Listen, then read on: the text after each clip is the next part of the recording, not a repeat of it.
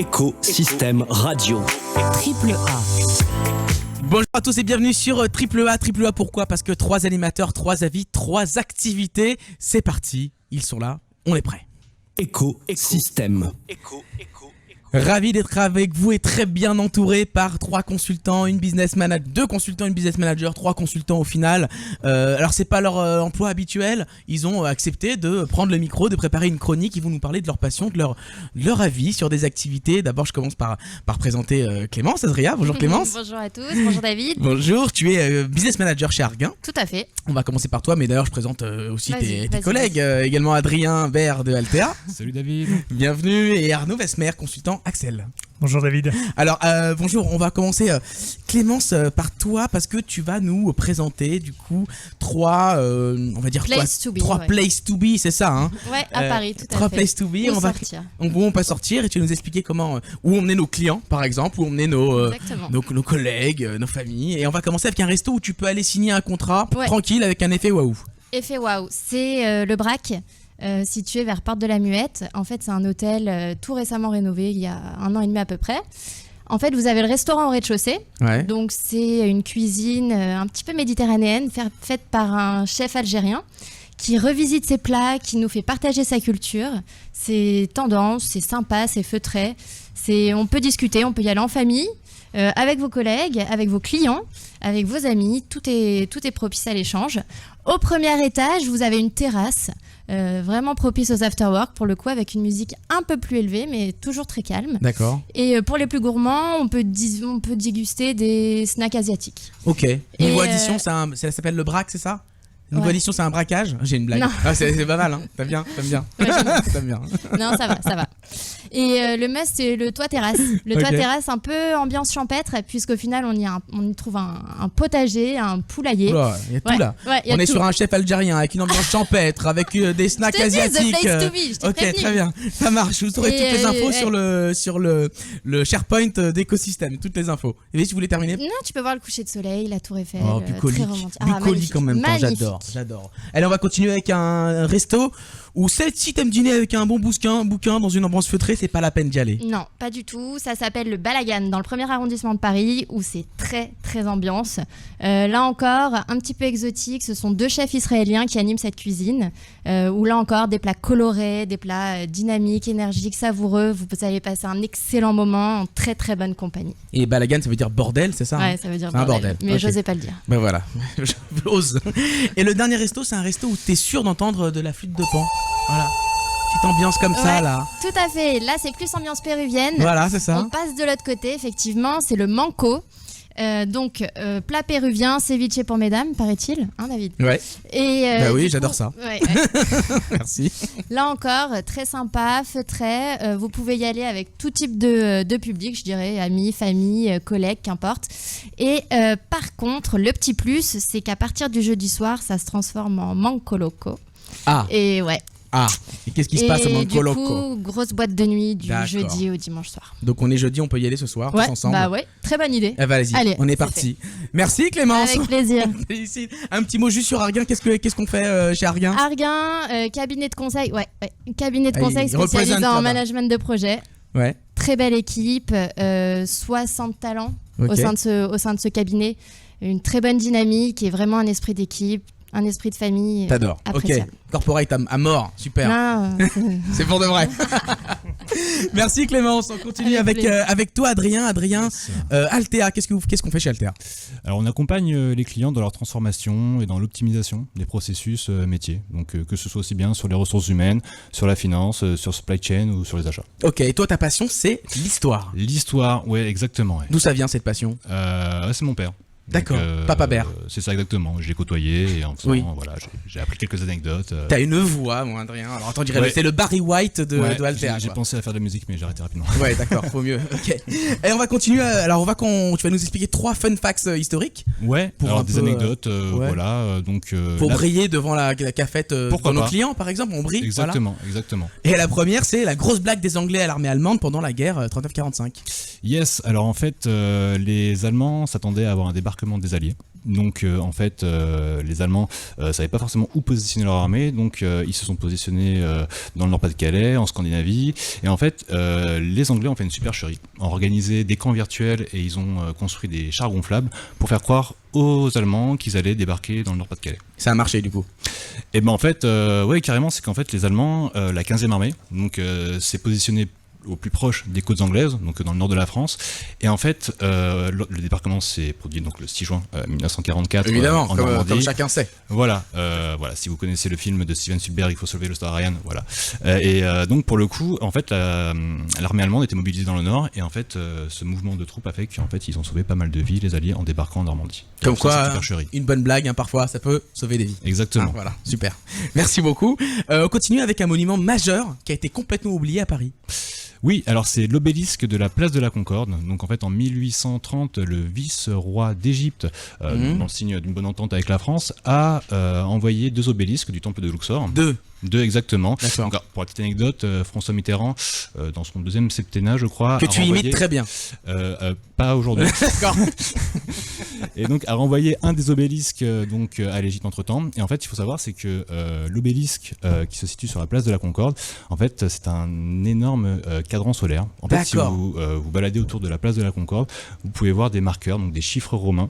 Donc après voilà, je pense que c'est quand même plus utile d'utiliser une montre, mais vous pouvez avoir l'heure directement sur la place de la Concorde. Ça, je vais le ressortir à mes clients, ça c'est très clair, très classe. Dernier truc, une anecdote pour charrier nos meilleurs amis anglais. Ouais, alors voilà, si vous assistez à un match de football, de rugby, c'est peut-être plus le cas pour le coup. En fait, vous avez les Anglais, donc le roi Louis XIV, faut savoir, c'est qu'en fait vers la fin de son règne, il était pas mal malade.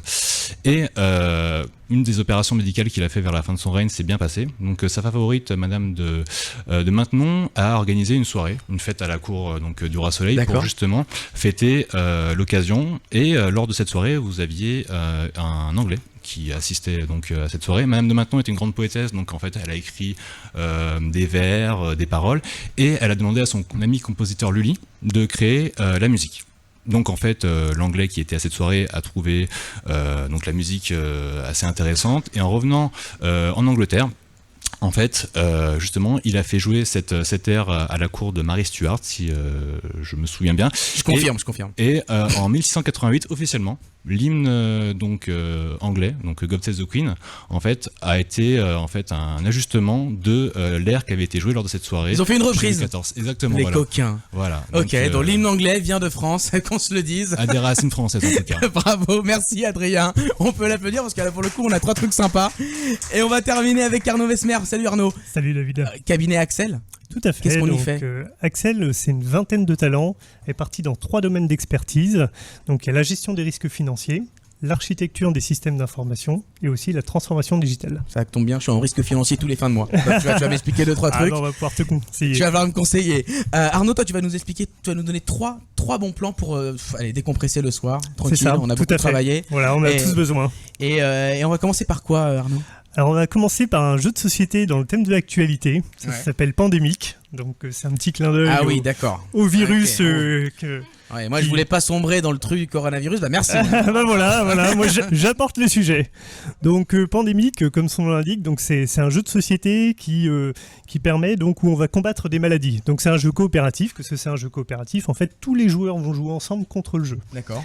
Et le but, ça va être de combattre, donc de trouver des traitements pour l'ensemble des maladies. Donc chaque joueur à son tour a le choix, a 3 actions à faire. Et sur ces 3 actions, donc il a la possibilité pour une action de faire un déplacement, pour une autre action de retirer un cube de maladie, ou une dernière action, c'est trouver le remède d'une des maladies s'il répond à certains critères. Et est-ce que tu achètes 15 balles un gel hydroalcoolique aussi ou dans le pas la peine, non.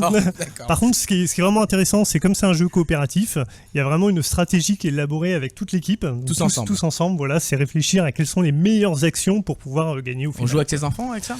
Alors c'est à partir de... Oui, c'est quand même un peu à partir de 10 ans, je pense. D'accord, ok. Voilà. Par contre, là, on va parler d'un jeu de vidéo de bourrin. Ah, bah oui. T'aimes ça, hein. On va se faire plaisir, là. Donc, je voulais vous parler donc de Valorant, qui est un nouveau jeu qui va sortir donc cet été, qui est surtout connu en ce moment sur le nom Projet A. Donc, alors, pourquoi ce jeu ? C'est parce que donc c'est édité par Rio Game, qui est l'éditeur de League of Legends. très connu sous le nom de LoL. Et Oui, qui est très connu, mais moi je connais pas, mais vas-y. Ah bah et donc qui est actuellement sur les dernières années, qui a fait beaucoup parler de lui sur le sport électronique.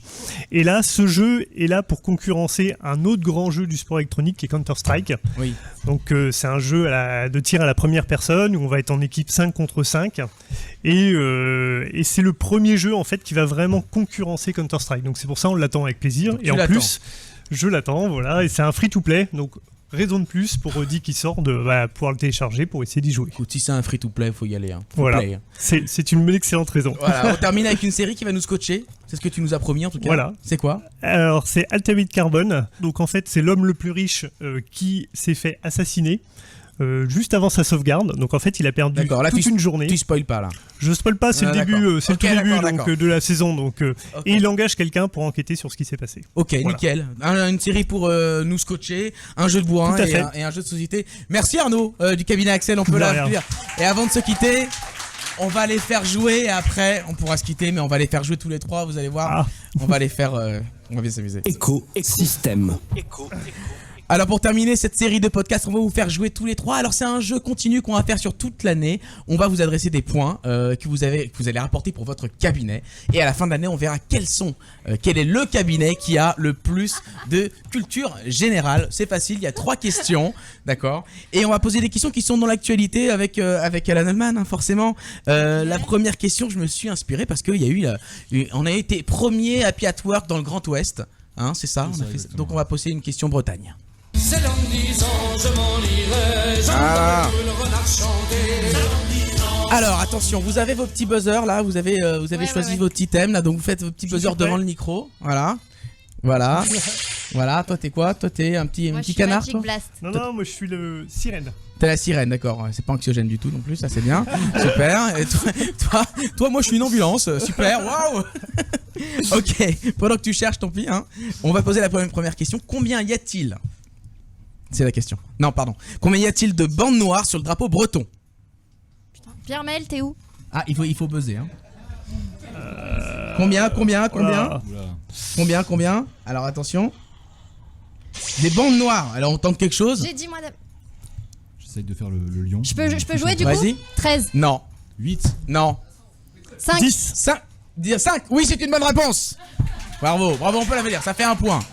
On continue parce que vous savez qu'on a des... Breton. Breton, ouais. Ouais, si, 5 bandes noires, effectivement, on pourrait vérifier. D'accord. On continue avec une deuxième question, il y en a 3 en tout, donc voilà. Concentrez-vous, vous savez qu'on a Vas-y, des vas-y. cabinets au Canada. On va poser une question Canada-Québec. Canada, Québec. Céline Dion. Oui, mais c'est pas la question. C'est pas la question non plus. Ouais, je te donne un dixième de point. 1,1 point. Non, Ouais. Que signifie mon chien est mort dans le dialecte, dans le patois, j'ai envie de vous dire, Mon québécois. chien est mort. Mon chien est mort. Dans un contexte, voilà. Je m'en fous. Je m'en Non, fous. c'est pas ça.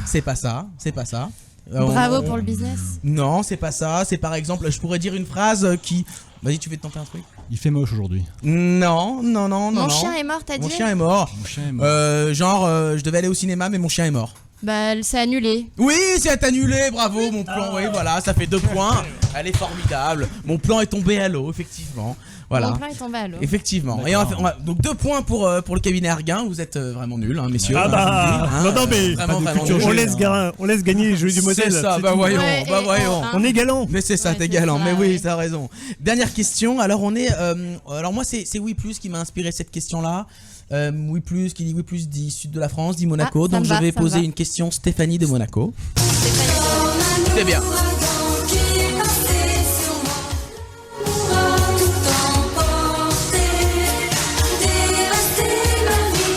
Vous pouvez répéter la question? Qu'on ne peut plus quoi?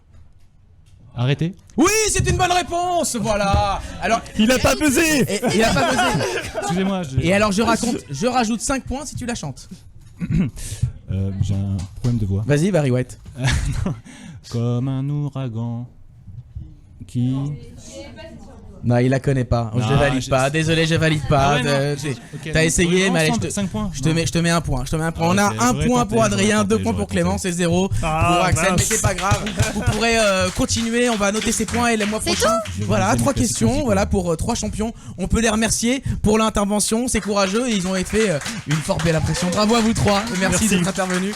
C'est la fin de ce parcours de 5 podcasts que vous pourrez redécouvrir sur le SharePoint de Écosystème. Ces podcasts seront disponibles en écoute, en visio, et on se retrouve le mois prochain pour 5 autres émissions pour parler de toute l'actualité de l'écosystème, et ça s'appelle Écosystème. Merci beaucoup, ciao, à bientôt.